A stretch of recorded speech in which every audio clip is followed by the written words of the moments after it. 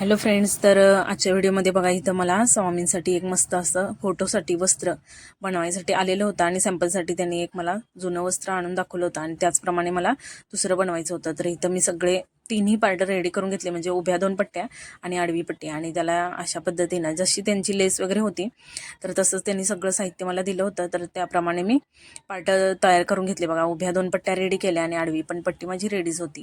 तर पटकन इथं मी अटॅच करून घेतल्या बघा उभ्यामध्ये पट्ट्या.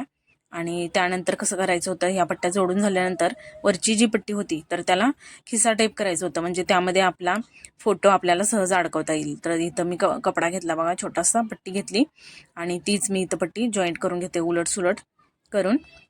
आणि थोडीशी लूज ठेवलेली आहे मी, एक अर्धा इंच इतकी लूज ठेवलेली आहे पट्टी, कारण आपला फोटो रुंदीला थोडासा असतो तर फोटोमध्ये ती छान बसून जावी यासाठी. आणि वरून आता फिनिशिंगची एक टीप घेते, म्हणजे वरून पूर्ण बंद करून टाकायची ही पट्टी आणि खालून तेवढी फक्त ओपन ठेवायची.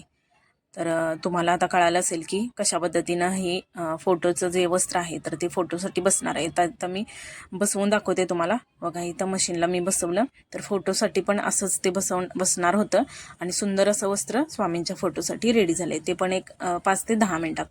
तर कसं वाटलं तुम्हाला हे नक्की कमेंट करून सांगा. तुम्ही पाहिलं असेल तर तेही सांगा, नसेल पाहिलं, पहिल्यांदाच बघितलं असाल तर नक्की कमेंट करून सांगा.